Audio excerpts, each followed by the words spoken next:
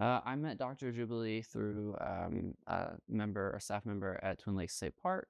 And we initially met, decided to do a documentary on her family and the Twin Lakes State Park.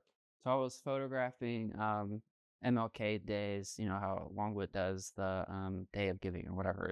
I don't know the wording, but long story short, I was photographing the volunteer efforts at Twin Lakes State Park, and they were giving a tour of the museum, and they had um, signage and things they were talking about how Dr. Jubilee's father helped build the park and stuff like that. So that's originally how I got the idea, and then she connected me with Dr. Jubilee.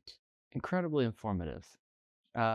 She gives really good advice and feedback. You just have to be really open to that feedback and willing to work with her creative ideas. I think just educational would be the biggest one. There's a few aspects to it, but I think when you meet Dr. Jubilee, you can't leave that experience without knowing how much her faith means to her.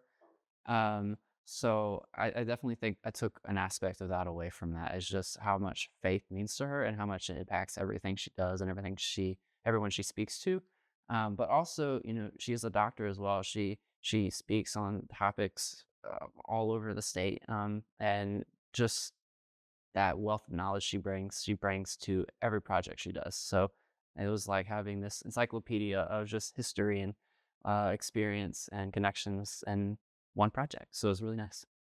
A person of faith first and foremost, but then an educator, um, an empath, and an excellent communicator.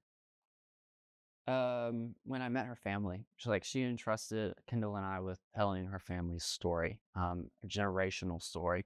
Uh, that's I think I realized in that moment how much this meant to her, but also how much faith she was putting in these two college students that, looking back on, had not as good of an idea of what they were doing as, you know, they probably should have doing something this important. But she had faith in us and she worked with us. So that was probably the moment that really hit me. It's like, wow, I feel like I'm doing something impactful.